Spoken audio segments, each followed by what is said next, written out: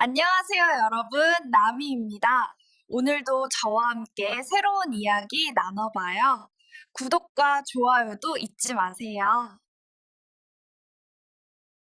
내가 5살이 되던 해, 어머니는 병으로 인해 몸져 누우셨습니다. 힘겹게 숨을 몰아쉬던 어머니는 품속에서 초승달 모양의 옥 조각을 꺼내셨습니다. 떨리는 손으로 마지막 남은 온기를 내게 전하며 말씀하셨지요. 서연아, 만약 누군가가 하늘에 맹세하며 거짓말을 하거든. 어머니는 거기까지 말씀하시고는 영원히 눈을 감으셨습니다.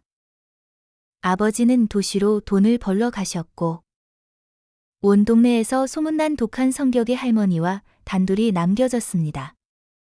할머니는 아들을 향한 비뚤어진 사랑의 눈이 멀어 막내 삼촌네 가족을 맹목적으로 편애하셨습니다.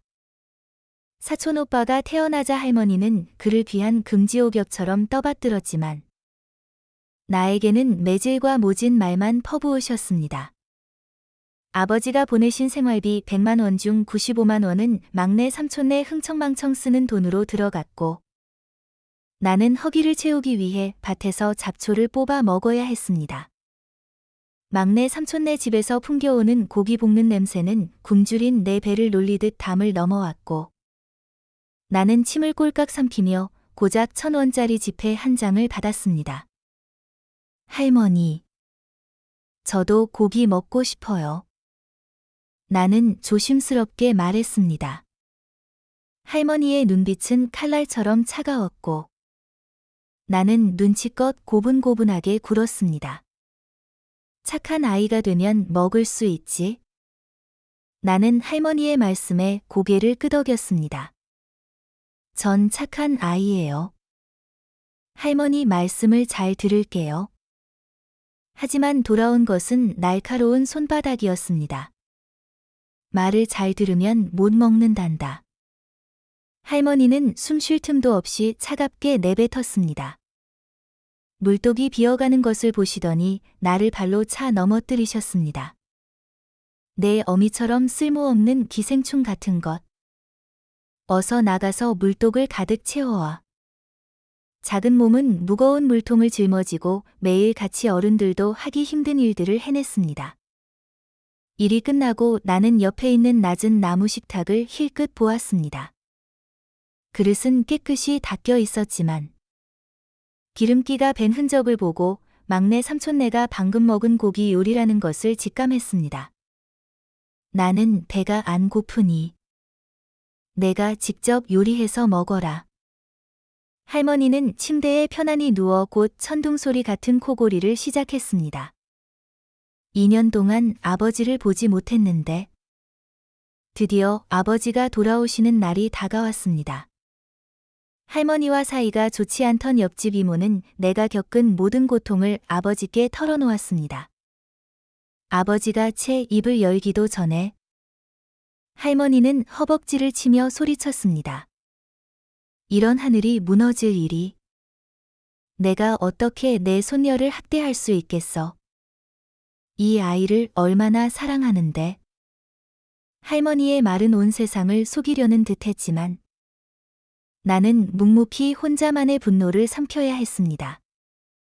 할머니가 거짓말을 할 때마다 내 목에 걸려있던 초승달 모양의 옥이 가볍게 흔들렸고 나는 그것이 무언가를 알리는 신호임을 깨달았습니다.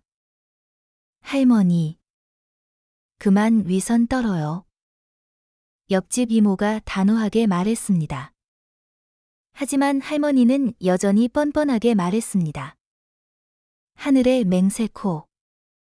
내가 만약 서연이를 학대했다면 개가 될 것이다. 할머니는 자신의 맹세가 무해하다고 믿었습니다. 바로 그때 옥은 격렬하게 흔들렸고 내 몸은 주체할 수 없을 만큼 떨렸습니다. 옥은 뜨겁게 달아올라 숯불처럼 뜨거웠습니다. 나는 어머니의 말씀을 기억하고 옥에게 속삭였습니다. 맹세가 현실이 되도록 허락합니다. 나는 아무런 반응을 보이지 못한 채 의식을 잃었습니다. 다음 날 아침. 들깨와 잡초가 가득한 마을에 웬 허스키 한 마리가 나타났습니다. 늑대가 나타났다. 늑대가 나타났다. 동네 사람들은 허스키를 늑대로 착각하고 곡괭이와 몽둥이를 들고 쫓기 시작했습니다. 허스키는 간신히 도망쳤지만 심한 부상을 입고 비틀거리며 큰 길로 나왔습니다. 예상치 못하게 길가에 서 있던 트럭에서 주사기 하나가 날아와 정확히 허스키의 엉덩이에 박혔습니다. 허스키는 그 자리에서 쓰러져 기절했습니다. 차에서 두 사람이 재빨리 내렸고 허스키를 싣고 유유히 사라졌습니다. 내가 다시 눈을 떴을 때 나는 병원에서 링거를 맞고 있었습니다. 간호사는 내가 저혈당 쇼크로 하루 낮밤을 기절했다고 말했습니다. 그제야 나는 옥을 사용할 때마다 심각한 부작용이 따른다는 것을 깨달았습니다. 나는 앞으로 옥을 사용할 때마다 조심해야겠다고 다짐했습니다. 아버지는 사흘 동안 할머니를 찾았지만 흔적조차 찾을 수 없었습니다. 아버지는 다시 도시로 일하러 떠나셨고 나는 마침내 꿈에 그리던 학교에 다닐 수 있게 되었습니다. 박서연. 넌 내 최고의 친구야. 짝꿍이 나에게 부드럽게 말했습니다. 옥은 미세하게 흔들렸습니다. 박서연. 난 내 토끼 지옥에 안 가져갔어. 지호가 말했습니다. 옥은 또 흔들렸습니다. 학교는 너희들의 것이지. 공부를 하든 말든 난 신경 안 써. 담임 선생님이 말했습니다. 옥이 흔들렸습니다. 체육 선생님이 아프셔서 이번 시간은 제가 대신할게요. 국어 선생님이 말했습니다. 옥이 또 흔들렸습니다. 이 문제만 풀면 수업 끝이야. 담임 선생님이 말했습니다. 옥은 계속해서 흔들렸습니다. 옥은 쉬지 않고 흔들렸고 나는 극심한 배고픔을 느끼기 시작했습니다. 할머니가 생활비를 훔쳐가지 않게 된 이후로 나는 매일 아침 큰 찐빵 3개를 먹었는데 세 번째 수업이 끝나기도 전에 배에서 꼬르륵 소리가 났습니다. 이건 정상적인 일이 아닙니다. 혹시 옥 때문일까요? 옥이 흔들릴 때마다 배고픔이 몇 배나 커지는 것 같았습니다. 마침내 나는 학교 시간까지 버티고 집으로 달려가 옥을 꺼내 비닐봉지에 여러 겹 감아 마당 한 구석에 깊숙이 묻었습니다. 그때부터 나는 다시는 학교에서 배고픔을 느끼지 않았지만 마음 한구석이 아쉬웠습니다. 이렇게 강력한 보물인데 왜 나는 감당하지 못하는 걸까? 주변 사람들의 웅성거리는 소리만 들렸습니다. 내 아버지가 돌아오셨나 봐. 집과 마당은 이미 사람들로 가득 차 있었습니다. 아버지께서는 친척들에게 둘러싸여 계셨고 모두들 아버지를 에워싸고 아첨을 늘어놓았습니다. 마침내 아버지는 나를 발견하시고는 달려와 나를 꼭 안아주셨습니다. 우리 딸. 아빠가 널 너무 보고 싶었단다. 아빠랑 같이 서울로 가서 살자꾸나. 나는 눈물이 핑 돌며 아버지의 품에 안겨 흐느꼈습니다. 드디어 아버지와 함께 살 수 있게 되었습니다. 더 이상 아무도 나를 버려진 아이라 부르지 못할 것입니다. 모두의 시선이 아버지에게로 향했을 때 나는 조용히 마당 한구석으로 달려가 옥을 파냈습니다. 아버지가 돈이 많으시니 이제 배고프지 않을 거야? 속으로 생각했습니다. 푹신한 차 시트에 앉아 익숙한 풍경들이 점점 뒤로 사라지는 것을 보았습니다. 앞길은 낯설고 막막했습니다. 내 마음은 기대와 설렘, 불안과 흥분으로 뒤섞여 복잡했습니다. 이 모든 감정이 뒤엉켜 마치 헝클어진 실타래 같았습니다. 과거의 기억들은 마치 어제 일처럼 생생했습니다. 나는 정신을 차리고 혼란스러운 기억들을 떨쳐냈습니다. 여보, 미안해. 내가 너무 무력해. 막 출장에서 돌아온 남편은 꼬리 내린 강아지처럼 몸을 웅크린 채 고개를 숙였습니다. 나는 무슨 일인지 몰라 가볍게 농담을 던졌습니다. 어머, 언니가 검진해 줄까? 하지만 남편은 내 손을 뿌리치고 엄숙한 표정을 지었습니다. 박서연, 날 좀 존중해 줄 수 없어? 나는 얼떨떨해서 무슨 의미인지 알 수 없었습니다. 무슨 소리야? 진심이야. 내가 곤경에 처했는데 웃어. 정말 실망스럽다. 남편 김준서의 절망적인 표정을 보며 나는 그가 농담하는 것이 아님을 깨달았습니다. 8개월 전부터 남편은 바빠지기 시작했습니다. 서연아, 회사에 급한 일이 생겨서 바로 가야 해. 부장님이 출장 가래. 손님 접대가 좀 지나쳐서 호텔에서 잘게.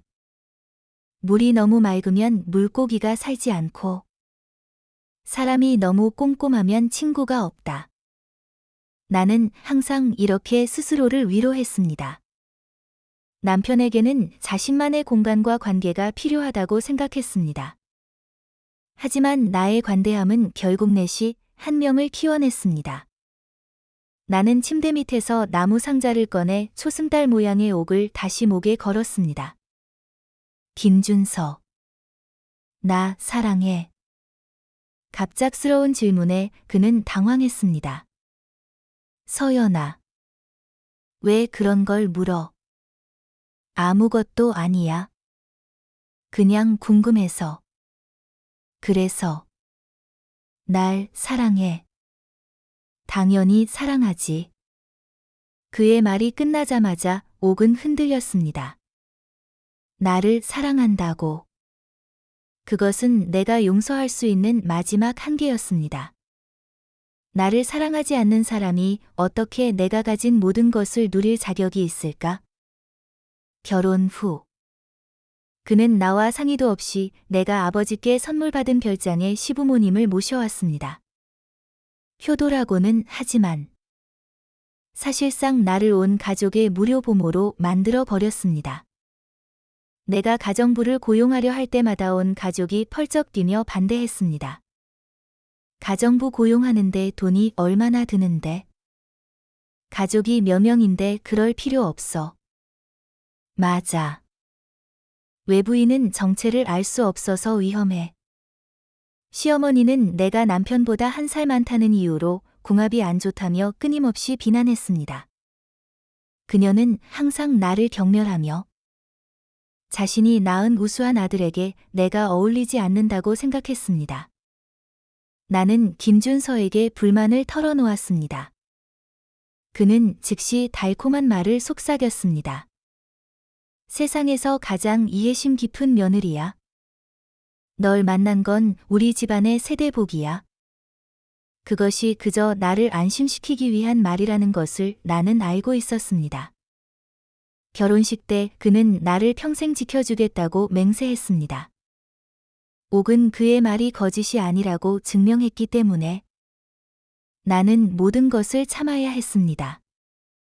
연애 시절. 그는 정말 흠잡을 데 없는 완벽한 남자였기 때문입니다. 얼마 지나지 않아 이혼한 시누이와 그녀의 아이가 우리 집에 버젓이 들어와 살기 시작했습니다. 나는 시어머니와 시누이가 내 욕을 하는 것을 듣고 김준서에게 불만을 토로했습니다. 그는 비웃으며 대답했습니다. 우리 누나가 얼마나 힘든데. 동정심도 없어. 시누이의 아이는 내가 아끼던 화분에 뜨거운 물을 부었습니다. 이유는 터무니없었습니다. 엄마가 꽃가루 알레르기가 있어요. 누가 그들을 우리 집에 오라고 했나? 꽃가루 알레르기가 있으면 오지 말아야지. 나는 화가 나서 그 아이를 잡아 족치려고 했지만 그때 시부모님이 나타나 나를 말렸습니다. 아이가 꽃에 뜨거운 물을 부을 때는 아무도 없더니 내가 아이를 가르치려 하자 어디선가 튀어나왔습니다. 다 큰 사람이 애한테 왜 그래? 겨우 화분 몇 개 가지고. 내가 물어줄게. 좋아요. 어머니. 이 보라색 난초는 최소 500만 원이고 이 라하는 1,800만 원에 샀어요. 나머지 화분들은 비싸지 않아요. 총 2천만 원만 주시면 됩니다. 현금으로 주실래요? 아니면 계좌이체로. 아이고. 하늘이시여. 내 팔자야. 어떻게 살아? 시어머니는 방금 전까지 기세등등하게 말하더니 이 말을 듣고는 그대로 바닥에 주저앉아 뒹굴기 시작했습니다. 그 모습을 보니 나는 예전의 기억들이 떠올라 씁쓸한 미소를 지었습니다. 이 가족은 정말 징글징글합니다. 김준서도 거들었습니다. 어릴 때 말썽꾸러기일수록 커서 더 대단한 사람이 되는 거야? 그 재앙을 보면 아이가 크기 전에 조상님을 만나게 될 것 같습니다. 최근 며칠 동안 내 분노는 폭발 직전에 있었습니다. 나는 이 내시가 내가 인내해야 할 이유를 마지막으로 확인할 필요가 있다고 생각했습니다. 나는 그의 팔을 꼬집으며 한 글자씩 또박또박 말했습니다. 밖에 바람 피우는 여자 있지? 그 여자 때문에 순결을 지키고 있는 거야? 박서연. 왜 그렇게 험한 말을 해? 내가 어떻게 그럴 수 있어? 대답해. 바람 피우는 여자 있어? 없어. 나는 단호하게 그의 말을 잘랐습니다. 김준서는 부인하는 대신 내가 세컨드라고 부른 것이 불만인 듯 했습니다. 없어. 그는 자신감 없는 목소리로 대답했습니다. 거짓말이네. 그럼 정말 안 되는 거야? 그래. 출장 중에 사고를 당해서 그는 내 목소리가 차가워졌다는 것을 눈치채지 못한 채 어떻게 하면 이 말도 안 되는 거짓말을 믿게 할 수 있을지 궁리했습니다. 정말. 난 못 믿겠는데. 김준서는 안달이 나서 피곤한 미소를 지으며 손가락 3개를 들고 맹세했습니다. 하늘의 맹세코. 정말로 아무것도 할 수 없게 됐어.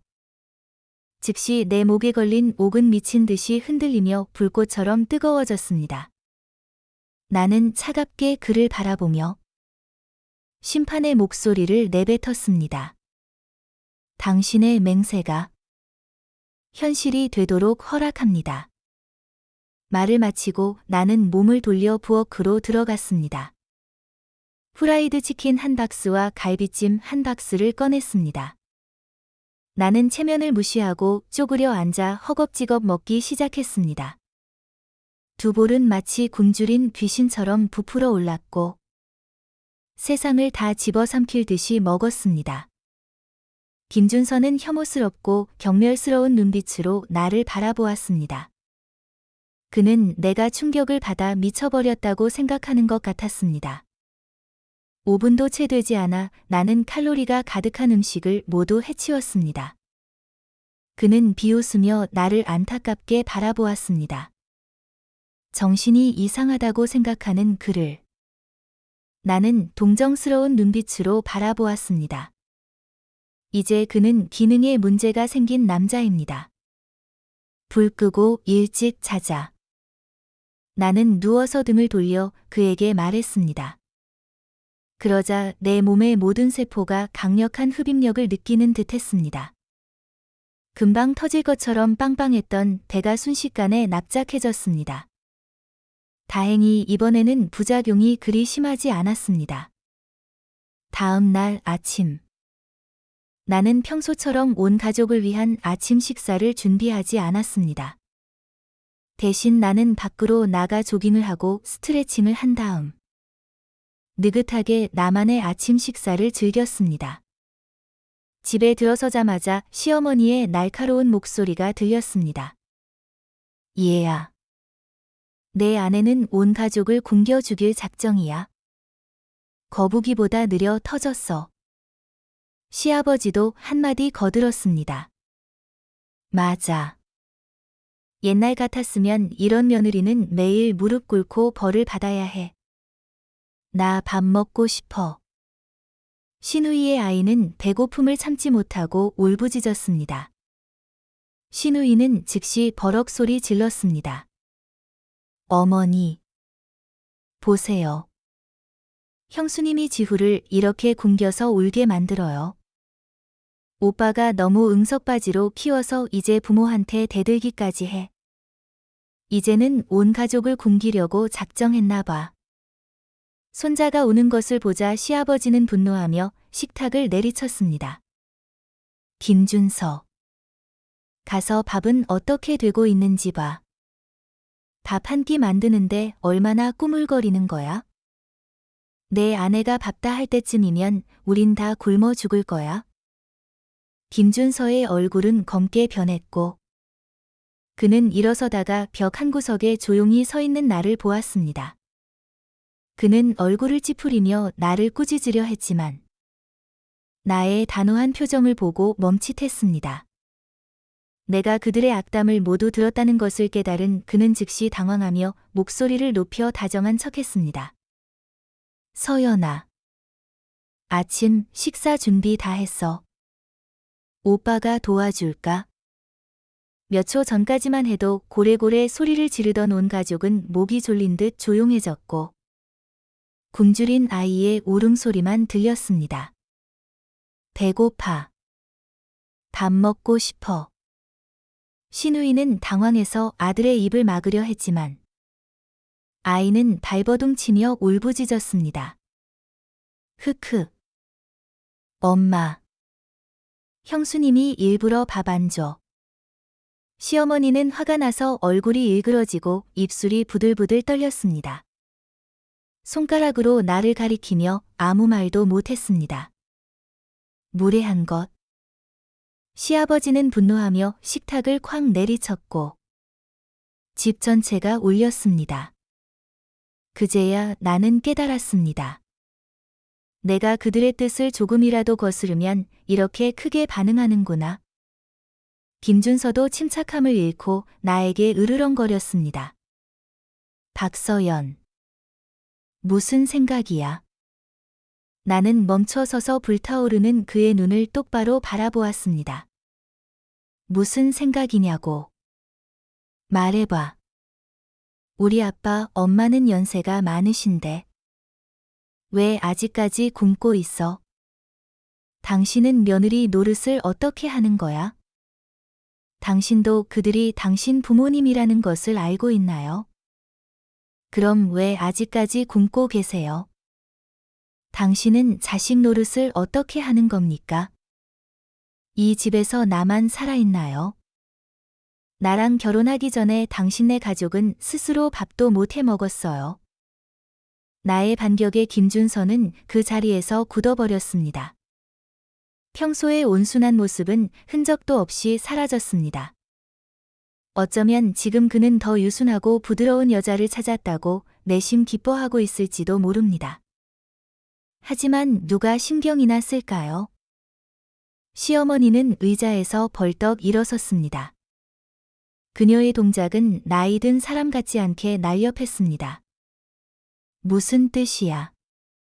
우리 아들은 돈 버느라 정신없는데 이제 밥까지 차려줘야 해. 내가 뭔데? 나는 차갑게 웃었습니다. 그이가 정말 돈을 벌어요. 그래서 한 달에 얼마를 벌어서 집에 가져오나요? 이 집 사람들은 모두 알 겁니다. 단돈 10원도 가져오지 않는다는 것을. 나는 3억 원의 정기예금이 있고 연간 이자만 400만 원이 넘어요. 매일 가만히 앉아 있어도 1000만 원 이상이 통장에 들어온다고요. 나는 김준서의 월급 600만 원이 어디로 가는지 신경 쓰지 않습니다. 온 가족이 내가 해주는 밥을 먹고 내가 선물 받은 별장에 살며 내가 사온 최고급 재료들로 요리합니다. 그런데 이제 와서 그의 일이 중요하다고 말하는 겁니까? 정말 뻔뻔하네요. 그이가 번 돈이 어디로 갔는지 궁금하면 어머니가 직접 물어보세요. 누구를 위해 힘들게 일하는지는 모르겠지만 적어도 이 집을 위한 것은 아니라는 것은 확실합니다. 시어머니는 소리를 지르다가 목소리가 2옥타브나 낮아졌습니다. 나는 개의치 않고 말을 이어갔습니다. 그이가 밥을 못하면 당신은 왜 못해요? 식사 시간인데 시어머니가 직접 밥을 해야 한다면 며느리는 왜 필요한 거죠? 시어머니는 눈을 크게 뜨고 반박했습니다. 나는 비웃으며 말했습니다. 결혼해서 무료 식모를 얻고 싶었나 보네요. 남의 돈을 쓰고 남의 집에서 살면서 그 사람 위에 올라서야 만족하는 겁니까? 정말 신세계네요. 말이 끝나기도 전에 시누이 김정심이 허리에 손을 얹고 나에게 합류했습니다. 결혼해서 집안일만 하는 게 아니더라도 최소한 김씨 집안의 대를 이어줄 아이는 낳아야지. 결혼한 지 2년이나 됐는데 배에 아무 소식이 없어. 알 낳을 줄 모르는 암탉 같아. 나는 비웃었습니다. 내가 나서기도 전에 먼저 시비를 꺼내. 알 낳을 줄 모르는 암탉이라니. 오리알을 낳은 암탉보다는 낫지. 내 딸이 다른 남자의 딸이라는 것을 누가 모르겠어? 전 남편이 바로 이혼하고 너희 모녀를 내쫓은 것을. 그 말을 들은 시누이는 완전히 이성을 잃었습니다. 그녀는 나에게 달려와 뺨을 때리려 했지만 내가 더 빨랐습니다. 나는 몸을 돌려 손을 휘둘렀고 찰싹하는 소리와 함께 그녀의 얼굴에 손자국이 선명하게 남았습니다. 정말 통쾌했습니다. 김씨 가족이 나에게 달려드는 것을 보고 나는 혼자서는 상대가 안 된다는 것을 깨달았습니다. 나는 재빨리 몸을 피하고 침실로 달려가 문을 잠갔습니다.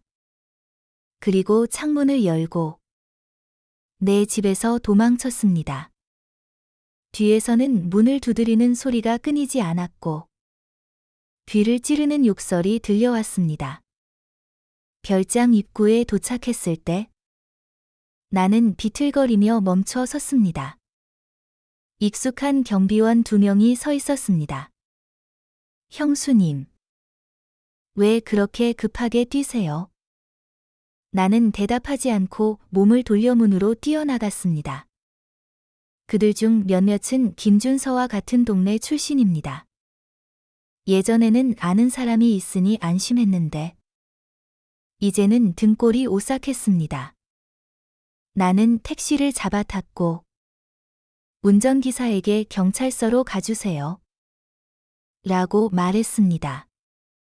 그때 내가 안전하다고 느낀 유일한 곳은 경찰서였습니다. 하지만 차가 출발하자마자 나는 갑자기 심하게 기침을 하고 피를 토했습니다. 운전기사는 즉시 당황한 표정을 지었습니다. 손님, 병원에 가셔야 할 것 같습니다. 병원에서 검사를 받은 결과 나는 만성적인 독극물 중독에 걸렸고 몇 달 동안 체내에 축적되었다는 것을 알게 되었습니다. 아마도 오늘 아침 처음으로 조깅을 하고 별장을 뛰쳐나오면서 흥분한 나머지 혈기가 뒤섞여 비정상적인 증상이 나타난 것 같습니다. 만약 몇 달 더 복용했다면 신도 구하기 힘들었을 것입니다. 이제야 나는 왜 요즘 조금만 움직여도 숨이 차고 힘이 없는지 이해했습니다. 누군가에게 독살당하고 있었던 것입니다. 당신은 내 유일한 가족이야. 나는 결혼식 날 김준서에게 이 말을 했습니다. 그는 나를 안고 다정한 눈빛으로 확신에 찬 목소리로 말했습니다. 난 반드시 널 진심으로 사랑할 거야. 남은 인생 서로를 돌보자. 그가 이 말을 할 때 옥은 흔들리지 않았습니다. 그가 한때 진심으로 나를 사랑했었다는 증거입니다. 나는 그와 함께 살면서 옥을 착용하는 것이 우리의 사랑에 대한 불신이라고 생각했습니다. 그래서 1년 넘게 옥을 착용하지 않았습니다. 하지만 최근 김준서가 점점 더 선을 넘는 행동을 하자 나는 무슨 꿍꿍이가 있는지 알아보기 위해 다시 옥을 착용하기로 결정했습니다. 이럴 수가. 남의 일인 줄만 알았던 막장 드라마의 주인공이 바로 나 자신이 될 줄은 몰랐습니다. 아마도 김씨 가족은 내가 가족이 없다는 것을 알고 내 모든 재산을 가로채기 위해 이런 악랄한 계획을 세운 것 같습니다. 지금 가장 시급한 것은 해독입니다. 나는 즉시 내 이름으로 된 모든 보조 카드와 신용카드를 정지시켰습니다. 휴대폰 앱을 여러 별장 곳곳에 설치된 감시 카메라 시스템을 작동시켰습니다. 웃긴 이야기지만 이 시스템은 원래 신우이의 아이를 감시하기 위해 설치한 것입니다. 아이가 별장 물건을 부수고 발뺌을 할 때마다 시댁 식구들은 한마음으로 내가 거짓말을 한다고 몰아세웠습니다. 너무 억울해서 집 전체에 카메라를 설치했습니다. 그런데 오늘 이 독사 소굴을 감시하는데 제대로 사용하게 될 줄이야.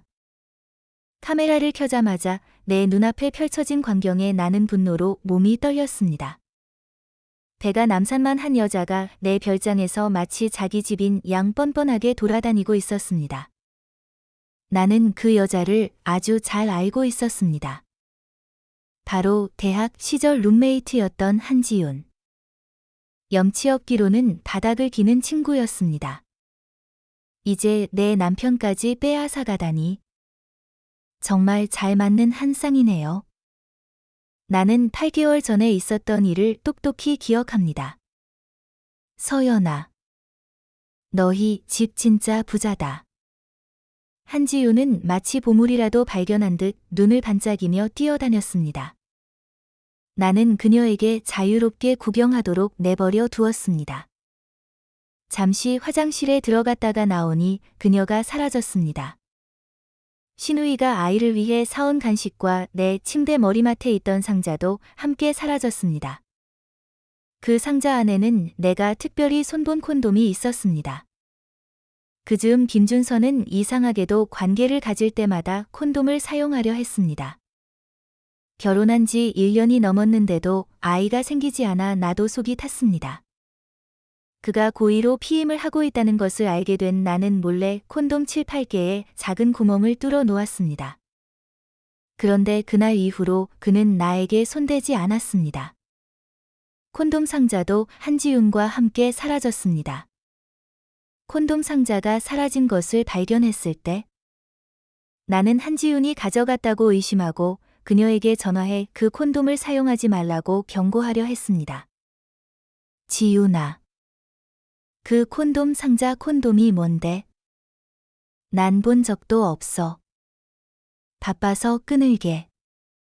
나는 전화기가 끊어진 것을 보고 멍하니 서 있었습니다. 다음 날.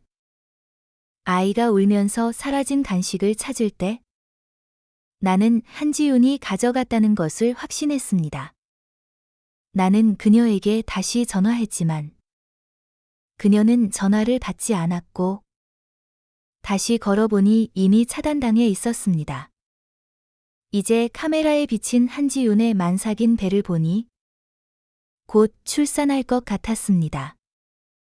여보. 나 체리 먹고 싶어. 직경 32mm 이상 되는 가장 큰 종류로. 한지윤은 왕비라도 된 것처럼 애교를 부렸습니다. 우리 예쁜 며느리가 먹고 싶다면? 당장 10kg 사와야지.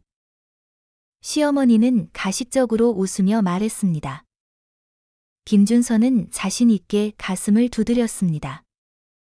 당연하지. 또 먹고 싶은 거 있으면 말해. 남편이 다 사줄게. 나 루비 자몽이랑 일본산 아미모리 사과. 그리고 엄마가 심은 흰 딸기도 먹고 싶어. 한지윤이 줄줄이 말했습니다. 10킬로, 10킬로, 다 10킬로. 시어머니가 따라 소리쳤습니다. 마지막으로 OA 등급 와규도 먹고 싶어. 한지윤은 순진하게 웃었습니다. 10킬로 사와. 시어머니는 습관적으로 외쳤습니다. 그제야 김준서는 눈썹을 찡그렸습니다. 엄마. 너무 많이 사면 다 못 먹고 신선도도 떨어져요. 시어머니는 마지못해 멈췄습니다. 나는 혀를 찼습니다. 한 달에 600만 원 버는 주제에 돈을 물 쓰듯이 쓰다니. 정말 대단하네요. 그 후 김준서와 시부모님, 시누이는 함께 장을 보러 나갔습니다. 혼자서는 들고 올 수 없다고 생각한 모양입니다. 예상대로 40분도 채 되지 않아 내 전화가 울렸습니다. 받자마자 상대방은 미친 듯이 소리를 질렀습니다. 박서연. 무슨 일이야? 왜 내 신용카드가 안 긁혀? 나는 웃었습니다. 당신 카드가 안 긁히는 게 나랑 무슨 상관이야? 아니. 내 카드. 내 카드가 안 긁히는구나. 나는 살짝 웃었습니다. 그게 당신이랑 무슨 상관인데요? 박서연. 이런 식으로 나와 온 가족에게 잘못했다고 빌게 하려는 거야? 정말 실망스럽다. 이 지경까지 와서도 정신 조종을 하려 하다니. 이 남자의 머리는 진흙으로 만들어졌나? 내가 실망스럽다고요? 그래서 뭐요? 내가 내시한테 실망스럽게 보인다고 해서 내가 신경 쓸 이유가 있나요? 이런 20살짜리 계집애가. 내가 너한테 사과할 거라고. 꿈깨. 시누이의 날카로운 목소리가 들렸습니다. 소리가 너무 커서 휴대폰을 50cm나 떨어뜨려도 귀가 아팠습니다. 시아버지도 지지 않았습니다. 배짱이 있다면 이 집에 다시 돌아오지 마. 나는 차갑게 웃으며 한 글자씩 또박또박 대답했습니다. 똑똑히 구분하세요. 그건 내 집이지.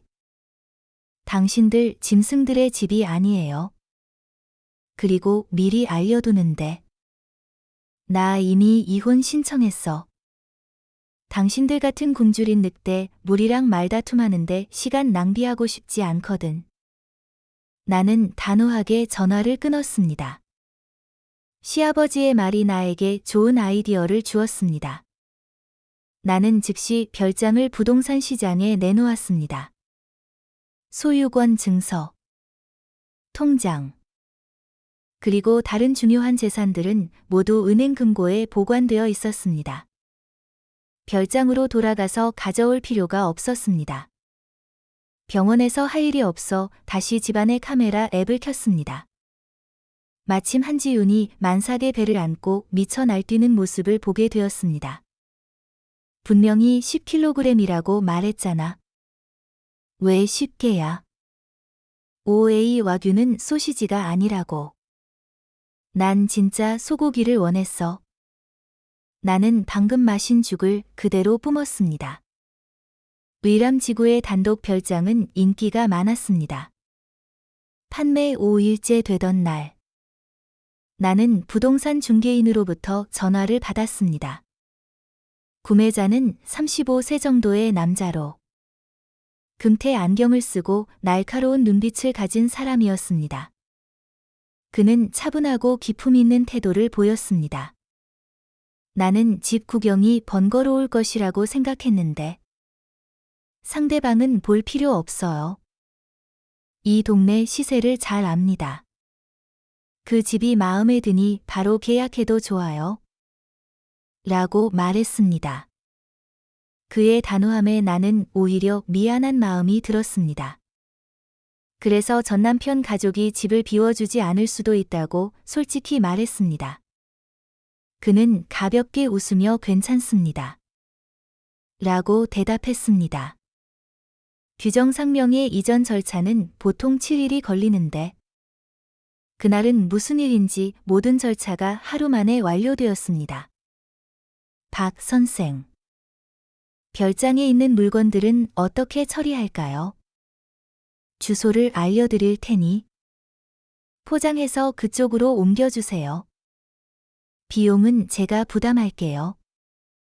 나는 대학 시절 사두었던 고급 아파트 주소를 그에게 보냈습니다. 그곳은 이제 나의 안전한 피난처였습니다. 개인 물품 목록을 작성해 주시겠어요? 운송업체가 그에 맞춰 포장하도록요. 나는 씁쓸하게 웃었습니다. 필요 없어요. 그 사람들만 별장에서 나가면 돼요. 별장에 있는 모든 것. 벽돌 하나. 식탁 하나. 숟가락 하나까지 모두 내 카드로 산 물건들이었습니다. 그 남자는 태연하게 고개를 끄덕였습니다. 알겠습니다. 하루 후. 예상대로 김준서에게 전화가 왔습니다. 박서연.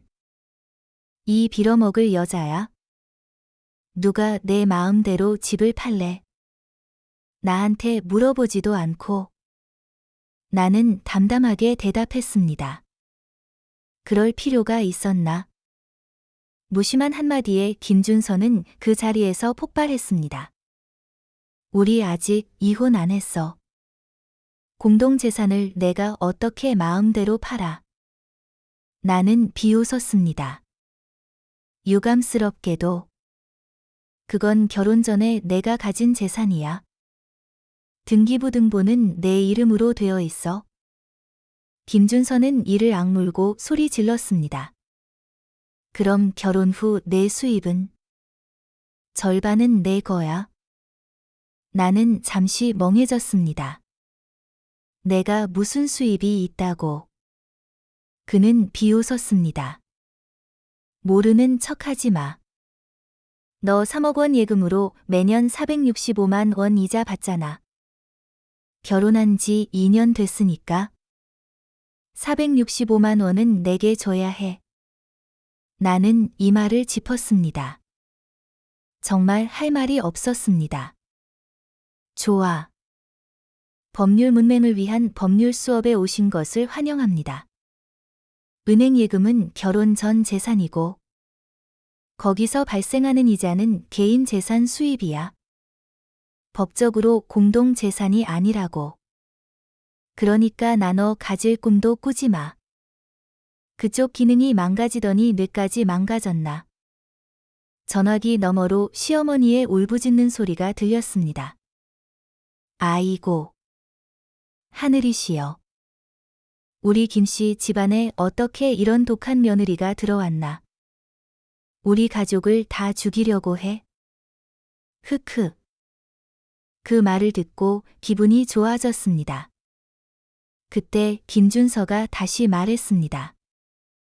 목소리가 이를 가는 듯 했습니다. 박서연. 이게 내가 날 굴복시키려는 방법이라면? 내가 이겼어. 미안해. 이게 내 마지막 한계야. 만약 내가 이걸 넘어서면? 내 팔에 소름이 돋았습니다. 갑자기 재벌 총수 연기를 하다니. 돈도 없으면서. 나는 즉시 그의 말을 잘랐습니다. 됐어. 됐어. 제발. 자만하지 마. 난 그냥 내가 그 여자랑 평생 사랑하면서 살았으면 좋겠어. 그거면 돼. 말을 마치고 나는 단호하게 전화를 끊었습니다. 그 후 김준서는 계속 전화했고 나는 차단했습니다. 시누이도 전화했지만 바로 차단했습니다. 시어머니도 망설이지 않고 차단했습니다. 시아버지도 얼굴 보기 싫어서 차단했습니다. 나는 지난 며칠 동안의 카메라 영상들을 모두 다시 보았지만 독을 넣는 증거를 찾지 못해 실망했습니다. 집은 이미 팔았고, 카메라도 철거되었으니 더 이상 조사할 수 없었습니다. 안전을 위해 나는 여성 경호원 2명을 고용했습니다. 그들은 심지어 화장실에 갈 때도 반 미터도 떨어지지 않았습니다. 김씨 가족이 미쳐서 쳐들어올까 봐 걱정했는데 예상치 못하게 한 통의 전화를 받았습니다. 여보세요. 박서연 씨 맞으신가요?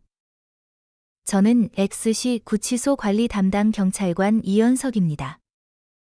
경찰 번호는 698입니다. 박민호 씨가 사형 집행 전 마지막 면회를 신청했습니다. 신청이 승인되었으니 내일 오전 11시에 와주시길 바랍니다. 시간을 넘기면 접수되지 않습니다. 나는 침착하게 대답했습니다. 이연석 경찰관님. 박민호 씨에게 전해주세요. 저희 부녀는 인연이 다했으니 만날 필요 없다고요. 그렇게 전하겠습니다. 10년 전. 아버지가 나를 도시로 데려오자마자 가장 먼저 한 일은 나를 병원으로 데려가는 것이었습니다. 공기 중에 섞인 소독약 냄새가 나를 극도로 불안하게 만들었습니다. 나는 아버지의 손을 꼭 잡고 속삭였습니다. 아빠. 우리 왜 여기 왔어요?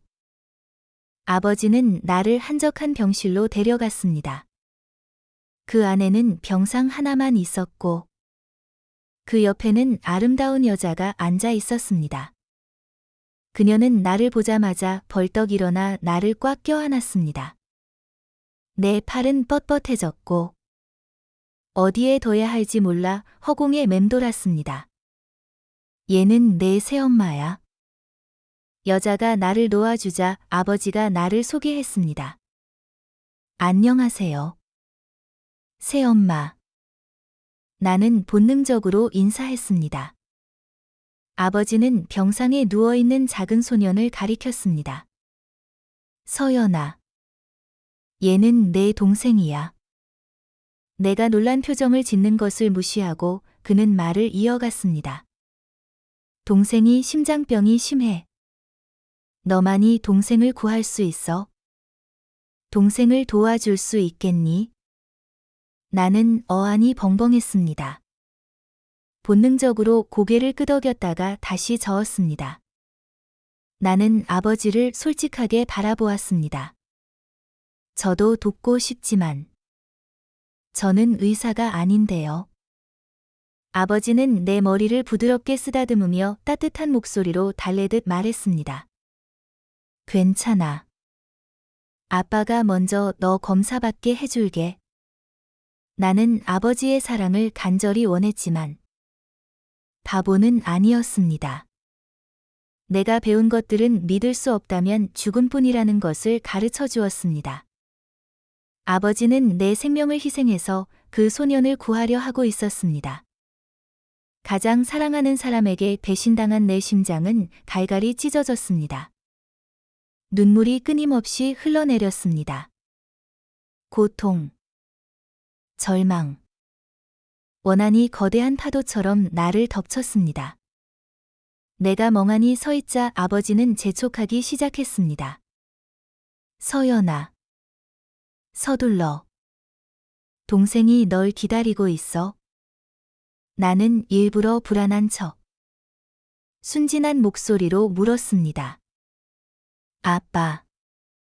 만약 제가 동생한테 심장을 바꿔주면 저도 심장병에 걸리는 거예요. 그럼 저는 나중에 어떻게 해요? 아버지는 잠시 멈칫했습니다. 분명 딸이 어떻게 될지는 생각하지 못했을 겁니다.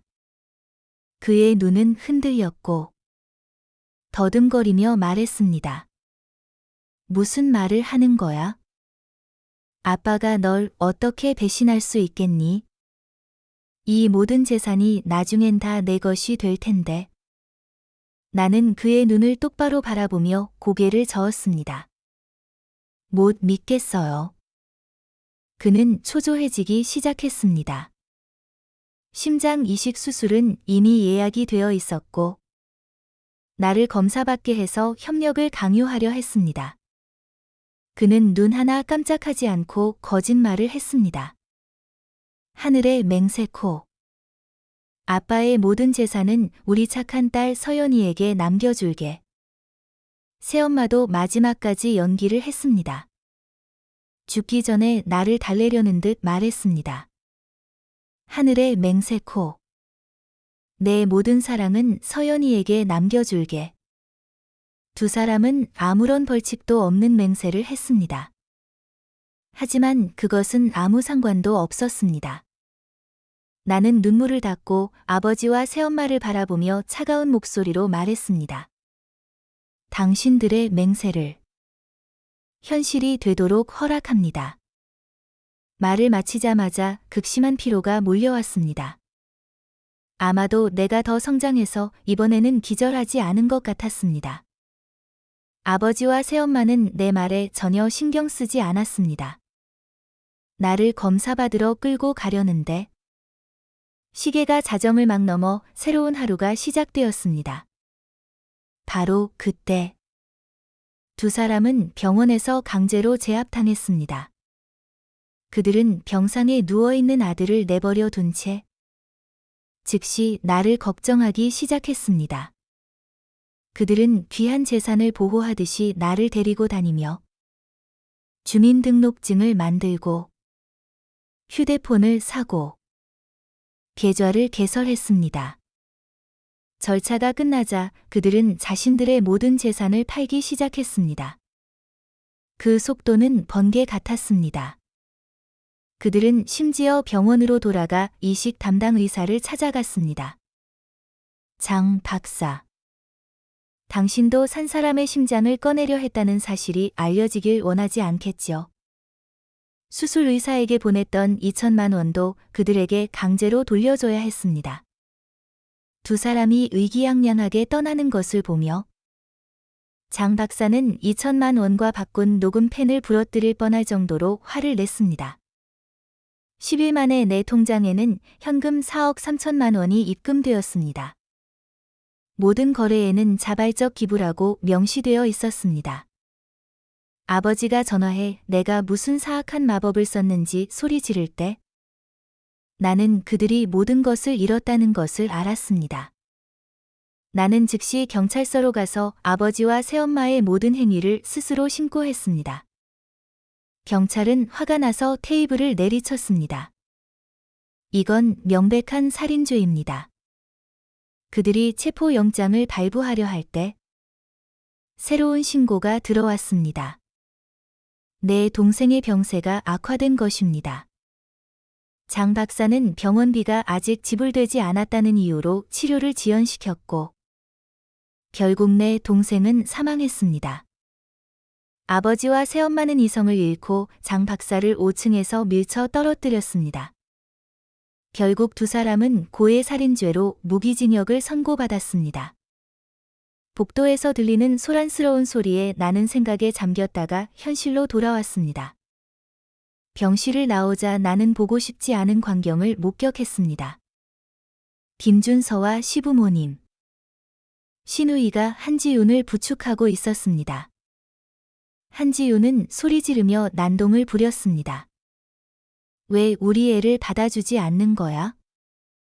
이 병원은 인간성이라고는 없네. 원장을 불러내. 당장 불러내. 간호사는 극도의 인내심을 가지고 설명했습니다. 여러 번 말씀드렸습니다. 입원하려면 보증금을 먼저 내야 합니다. 손님들의 경우는 응급 상황에 해당하지 않아 먼저 치료하고 나중에 지불할 수 없습니다. 우리는 그들을 무시합니다. 아이가 태어나지도 않았는데 돈부터 내라고요. 김씨 가족은 뻔뻔하게 소리쳤습니다. 간호사는 마침내 인내심을 잃고 노려보더니 돌아서서 가버렸습니다. 병원은 자선단체가 아닙니다. 모든 환자가 외상으로 치료받는다면 병원은 이미 망했을 것입니다. 나는 군중 속에서 그들을 지켜보며 차갑게 웃었습니다. 그들이 병원비를 낼 돈이 있을 리가 없지. 김준서는 휴대폰을 꺼내 무언가를 누르기 시작했습니다. 나는 그가 인터넷에서 사채를 쓰려나 생각했는데 내 전화가 울렸습니다. 나는 습관처럼 전화를 끊었습니다. 평생 차단이다. 김준서는 분노해서 휴대폰을 던질 뻔했습니다. 다시 걸어보니 차단된 것을 확인하고 그의 얼굴은 일그러졌습니다. 나는 그가 앞 카메라를 보고 입을 크게 벌리고 고개를 기울이는 것을 보았습니다. 나는 이해했습니다. 동정을 사서 온라인으로 돈을 빌리려는 것이었습니다. 온갖 쇼를 한 끝에 결국 병원비를 냈고 의사들은 한지윤을 진료하기 시작했습니다. 김준서는 서류와 검사를 위해 이리저리 뛰어다녔습니다. 구경꾼들도 서서히 흩어졌습니다. 내가 떠나려 할 때 얼굴이 굳은 의사와 간호사들이 다가와 김씨 가족에게 조용히 무언가를 말했습니다. 의사는 작게 말했지만 그들은 소리를 낮출 줄 몰랐습니다. 뭐라고요? 심각한 전염병이라고요. 한지윤. 이 빌어먹을. 너 언제부터 걸렸어? 대체 어디 가서 이런 걸 옮아왔어? 김준서는 한지윤의 얼굴을 때렸고 그녀는 비명을 지르며 바닥에 쓰러졌습니다. 뜨거운 피가 치마 밑으로 흘러나오기 시작했습니다. 이 광경에 흩어졌던 군중이 다시 몰려들어 벌집처럼 혼란스러웠고 사람들은 폭탄이라도 피하듯 사방으로 뛰어다녔습니다. 김준서도 당황해서 손을 닦았습니다. 의사들은 서둘러 보호복을 입고 한지윤을 응급수술실로 옮겼습니다. 애부터 살려줘. 맞아. 애부터 살려줘. 시부모님은 손자를 걱정하며 아이의 어머니를 버렸습니다. 김씨 가족은 여전히 상황의 심각성을 깨닫지 못했고 김준서의 얼굴은 잿빛으로 변했습니다. 그의 말을 듣고서야 온 가족은 당황하며 전염검사를 받으러 갔습니다. 나는 병원 복도에 서 있었습니다. 익숙한 느낌이 갑자기 밀려왔습니다. 며칠 전 남의 막장 드라마를 보다가 나 자신의 드라마가 된 것처럼.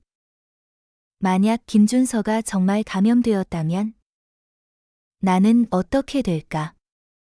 나는 검사를 받기 위해 의사를 찾아가려 했는데 내 담당 의사가 다가왔습니다. 나는 서둘러 물었습니다. 내 말을 들은 의사의 입꼬리가 살짝 떨렸고 그는 억지로 한마디를 쥐어짜냈습니다. 서연 씨. 이번 첫날 종합검사 다 하셨잖아요. 혈액검사가 그 검사 항목 중 가장 중요한 부분인데 나는 멍해졌습니다. 맞다. 나는 깊은 한숨을 내쉬었습니다. 솔직히 말해서 나는 김준서에게 감사해야 합니다. 그가 순결을 지켜줘서 나를 죽이지 않아줘서 30분 후 김씨 가족이 차례로 돌아왔습니다. 시부모님과 시누이는 재앙에서 살아남은 듯한 표정이었고 김준서는 영혼 없는 시체 같았습니다. 세 사람은 그와 1미터 거리를 유지하며 독이라도 옮을까 봐 두려워했습니다. 복도에 있던 사람들도 그들이 죽음의 화신이라도 되는 것처럼 피했습니다. 간호사는 침착하게 달래주었습니다. 적절히 치료하면 아기는 감염되지 않을 수도 있습니다. 이 말에 김씨 가족의 어두운 분위기는 조금 누그러졌고 김준서만 여전히 돌처럼 침묵했습니다. 그래. 애 낳고 나면 바로 유전자 검사 받아. 시어머니는 수술실을 노려보며 이를 갈았습니다. 맞아. 우리 김씨 집안은 남의 애를 키울 수 없어. 시아버지와 시누이가 동의했습니다. 30분 후. 드디어 수술실 문이 열렸습니다. 의사가 나와 짧게 말했습니다. 수술은 성공적으로 끝났고 산모와 아기 모두 위험한 고비를 넘겼습니다. 그는 말을 마치고 뒤돌아 거의 뛰다시피 사라졌습니다. 김씨 가족의 흐릿했던 눈빛에 한 줄기 희망이 번뜩였습니다. 네 사람은 목을 길게 빼고 기다렸지만 한참이 지나도 아기가 나오지 않았습니다. 대신 보호복을 완벽하게 갖춘 경호원 팀이 나타나 수술실 문 앞에 섰습니다. 마치 폭동을 기다리는 자세였습니다. 복도에 있던 사람들은 눈을 동그랗게 떴습니다. 갑자기 액션 영화를 찍나. 그때 경호원들이 보호복을 입기 시작했습니다. 군중은 웅성거리기 시작했습니다. 세상에. 애 낳는 건데 이렇게까지 해야 돼. 이 가족. 혹시 대단한 신분인가? 웹드라마 찍나봐. 말도 안 되는 소리 하지 마. 배우가 이렇게 못생겼는데 무슨 영화를 찍어. 이때 간호사가 먼저 나왔습니다. 그녀는 머뭇거리며 김씨 가족 앞으로 다가와 망설이며 물었습니다.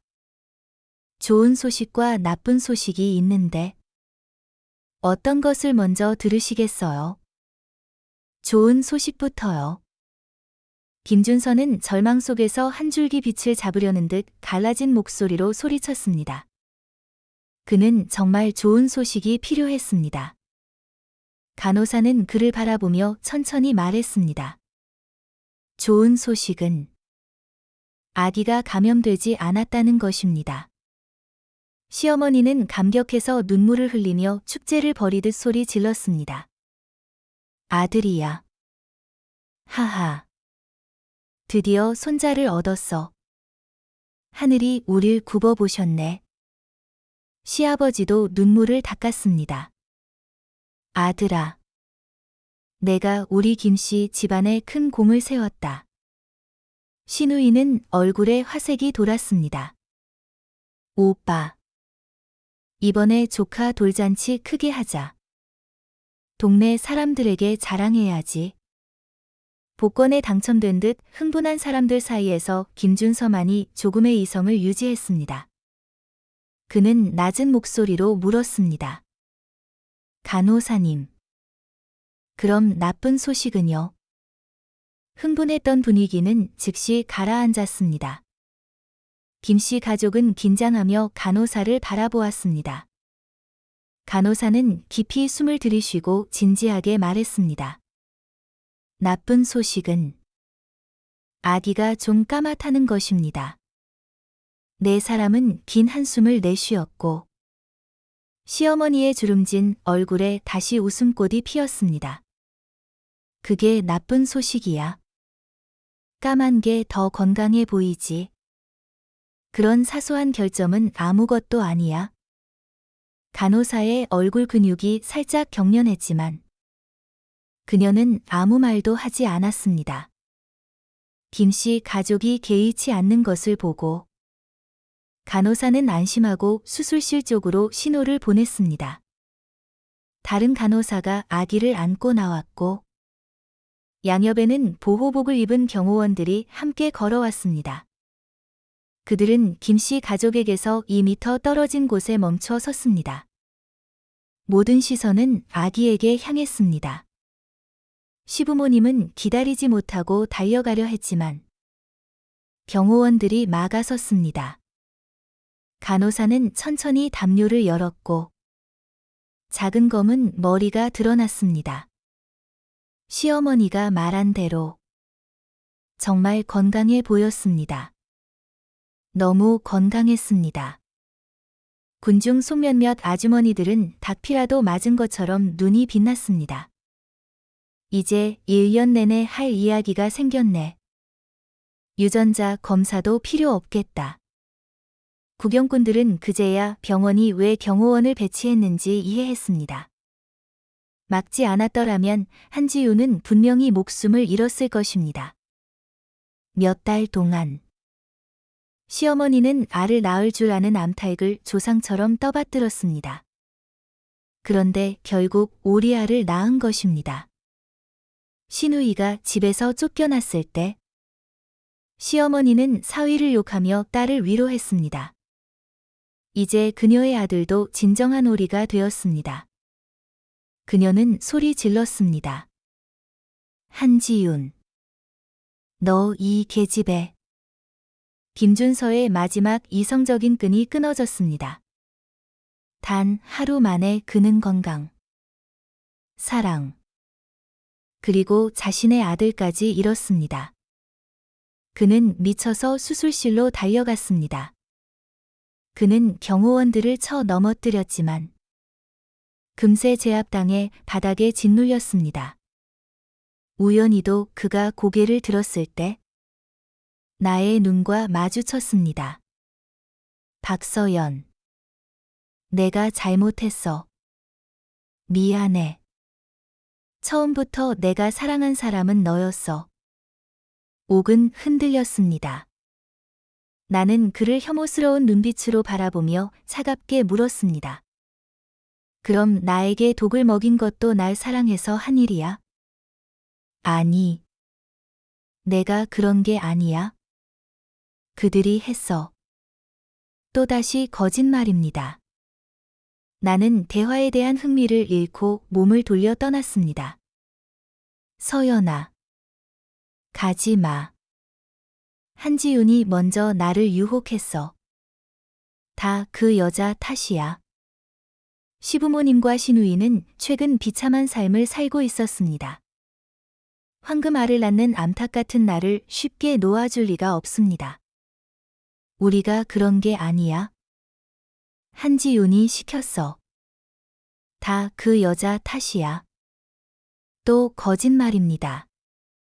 나는 개의치 않았습니다. 나에게 설명할 필요 없어요. 내가 단호하게 뒤돌아보지 않자. 세 사람은 울면서 억울하다고 소리 질렀습니다. 그들은 내 다리를 잡고 애원하려 했지만 내 두 경호원이 막아섰습니다. 세 사람이 계속 매달리자 나는 차갑게 말했습니다. 나도 감염됐어. 죽음이 두렵지 않은 사람만 다가와. 안 돼. 오지 마. 내가 다가가자 세 사람은 즉시 정신을 차렸습니다. 그들의 탐욕스러운 눈빛은 순식간에 공포로 바뀌었고 그들은 혼란에 빠진 짐승떼처럼 기어서 도망쳤습니다. 내 말을 들은 김준서의 눈빛은 다시 빛났습니다. 서연아. 난 널 버리지 않아. 남은 인생 우리 함께 가자. 됐어. 한지윤이랑 평생 붙어 있어. 나는 뒤도 돌아보지 않고 뒤에서 절규하며 애원하는 김준서를 내버려 두었습니다. 그 후 인터넷에는 한 흑인 청년이 자신의 우연한 사랑에 대해 이야기하는 영상이 퍼졌습니다. 그 이야기의 여주인공은 한지윤이었고 심지어 그에게 간식을 가져다 주었습니다. 보름 후 나는 사설 탐정을 통해 김씨 가족에 대한 소식을 들었습니다. 공공질서를 어지럽힌 혐의로 김준서는 10일 동안 구치소에 갇혔습니다. 고향으로 돌아온 그는 제정신이 아니었고 자신의 가족을 해쳤습니다. 다행히 아이는 학교에 가서 화를 면했습니다. 경찰에 연행될 때 그는 미친 듯이 소리쳤습니다. 다 당신들 탓이야. 당신들이 자꾸 아이를 낳으라고 압박했잖아. 당신들 때문에 내가 병에 걸렸는데 왜 나만 아프고 당신들은 멀쩡한 거야? 나의 반격을 완성하도록 도와준 것은 다름 아닌 내가 손봤던 콘돔 상자였습니다. 땡그랑. 종소리가 울리자 내 눈앞의 세계가 갈라지기 시작했고 조각조각 부서져 먼지가 되었습니다. 내 맞은편에는 35세 정도의 남자가 앉아 있었습니다. 금태 안경은 그의 지적이고 날카로운 눈을 돋보이게 했습니다. 그는 세련되고 차분했으며 흰색 옷은 구름처럼 깨끗했습니다. 그는 펜을 내려놓고 나를 보며 미소 지었습니다. 이번에는 팔찌를 한번 해볼까요? 오늘 이야기를 들어주셔서 감사합니다. 여러분의 의견, 제안, 그리고 느낌을 공유해 주시면 매우 감사하겠습니다. 채널을 응원하려면 좋아요, 공유, 구독 버튼을 눌러주세요.